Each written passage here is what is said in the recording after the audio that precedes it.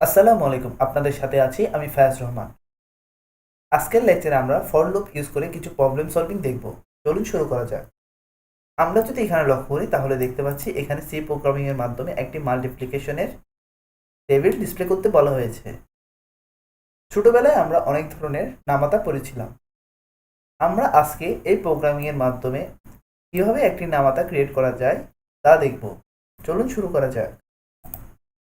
আমরা যদি প্রথমে লক্ষ্য করি তাহলে দেখতে পাচ্ছি জে এবং এন নামে দুটি ভেরিয়েবল নেওয়া হয়েছে এবং printf এর মাধ্যমে একটি লেখা প্রিন্ট করা হয়েছে এবং scanf এর মাধ্যমে n ভেরিয়েবলটিকে ইউজার ইনপুট নেওয়া হয়েছে এবং পরবর্তীতে n এর মাধ্যমে একটি নিউ লাইন ক্রিয়েট করা হয়েছে।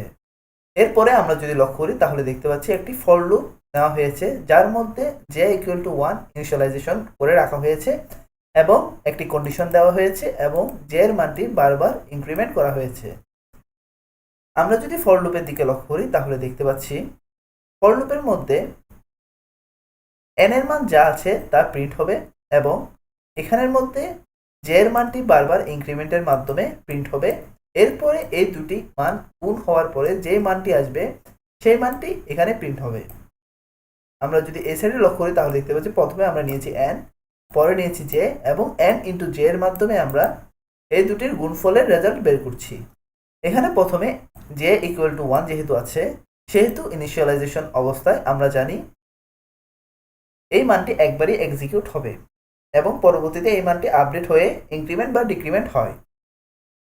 এখানে যেহেতু j এর মান 1 আছে সেটি কন্ডিশনটি চেক করবে। এখানে দেখা যাচ্ছে j এর মান 1 কন্ডিশনটি ফিল আপ করেছে। এরপর এখানে এটি প্রিন্টএফ এ আসবে। প্রিন্টএফ এ আসার পরে এটি n এর মান আমরা যা নেব তা প্রিন্ট করবে এবং এখানে j এর মান যেহেতু 1 আছে সেহেতু এখানে 1 প্রিন্ট করবে এবং এই মানটি আর 1 গুণ করার পরে যে রেজাল্টটি আসবে তা এখানে প্রিন্ট হবে। এভাবেই বারবার ফর লুপটি চলতে থাকবে যতক্ষণ না পর্যন্ত কন্ডিশন মিথ্যা হয়। আমরা যদি একটু রান করে দেখি, এখানে বলা হচ্ছে একটি ইনপুট নাম্বার নেওয়ার জন্য। আমি যদি এখানে যদি 10 নিই এবং যদি এন্টার দিই তাহলে দেখতে পাচ্ছি এখানে একটি 10 এর নামাতা প্রিন্ট করা হয়েছে। এখানের মধ্যে আমরা যে n এর মানটি দিয়েছি 10 তা বারবার প্রিন্ট হচ্ছে এবং j এর মানটি বারবার ইনক্রিমেন্টের মাধ্যমে এক এক করে বাড়ছে এবং এই দুটি মান গুণ করার ফলে যে রেজাল্টটি আসছে তা এখানে প্রিন্ট হচ্ছে। এভাবেই আমাদের এই প্রোগ্রামটি এক্সিকিউট হচ্ছে। আমরা যদি পরবর্তী আরেকটি প্রোগ্রামের দিকে লক্ষ্য করি তাহলে এখানে বলা হয়েছে একটি রাইট অ্যাঙ্গেল ট্রায়াঙ্গেল প্যাটার্ন আঁকার জন্য। আমরা যদি প্রথমে লক্ষ্য করি তাহলে দেখতে পাচ্ছি i, j, রোজ নামে তিনটি ভেরিয়েবল নেওয়া হয়েছে এবং একটি লাইন প্রিন্ট করা হয়েছে এবং রোজের মান মানে রো কয়টি হবে তার মানটি scanf এর মাধ্যমে ইউজার ইনপুট নেওয়া হয়েছে এবং আমরা যদি এখানে লক্ষ্য করি তাহলে দেখতে পাচ্ছি এখানে নেক্সটেড ফর লুপ নেওয়া হয়েছে, মানে ফর লুপের ভিতরে ফর লুপ। আমাদের মাথায় রাখতে হবে আমরা যে প্রথম ফর লুপটি ইউজ করব সেটি হবে রো বরাবর এবং এর ভিতরে আমরা যে সেকেন্ড ফর লুপটি ব্যবহার করব সেটি হবে কলাম বরাবর। তার মানে হলো আমাদের প্রথম ফর লুপটি হবে রো বরাবর এবং সেকেন্ড ফর লুপটি হবে কলাম বরাবর। এখন যদি আমি যদি এখানের মধ্যে যদি রো এর মান যদি 3 দিই তাহলে এখানে আমার এই যে ইনিশিয়ালাইজেশন মানটি আছে তা এই কন্ডিশনটি চেক করবে। যদি এই কন্ডিশনটি সত্য হয় তাহলে এখানে আসবে।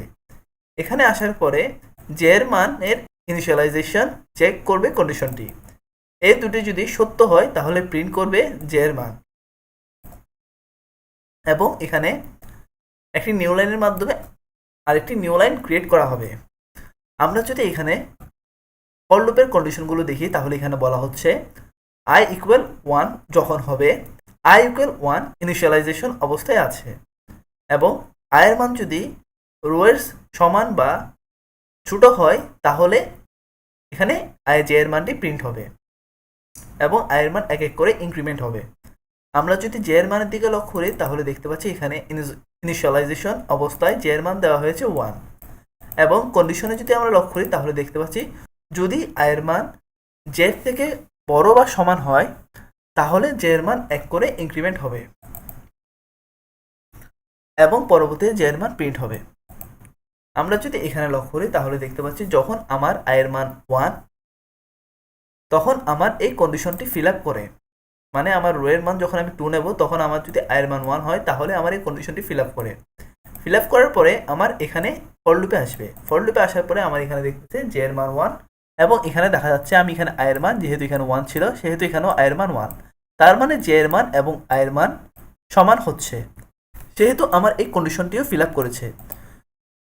এবং যেহেতু এখানে এই কন্ডিশনটি ফিল আপ করেছে, সো আমার এখানে j এর মানটি প্রিন্ট হয়ে যাবে। j এর মানটি প্রিন্ট হয়ে যাওয়ার পরে একটি নিউ লাইন ক্রিয়েট হবে। নিউ লাইন ক্রিয়েট হওয়ার পরে আবার এই ফর লুপের মধ্যে চলে আসবে।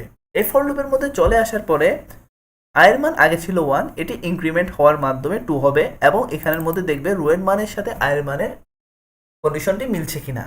যেহেতু আমরা রো এর মান 2 ধরেছিলাম সেহেতু i এর মান এবং রো এর মান সমান, ফলে এখানে সেকেন্ড যে ফর লুপটি আছে সেখানে যাবে। এখানে যাওয়ার পরে এখানে j এর মান আগে 1 ছিল, ইনক্রিমেন্ট হয়ে j এর মান হবে 2 এবং যেহেতু j এর মান 2 হবে সেহেতু এখানে কন্ডিশনটি চেক করবে এবং এখানে দেখতে পাবে কন্ডিশনটি হয়েছে 2, তার মানে এই ফর লুপটি দুইবার চলবে। এখানে কন্ডিশনে j এর মান এবং i এর মান সমান হয়েছে। যেহেতু j এর মান এবং i এর মান সমান হয়েছে সেহেতু এখানে আসবে, এখানে আসার পরে j এর মান দুইবার প্রিন্ট করে দিবে।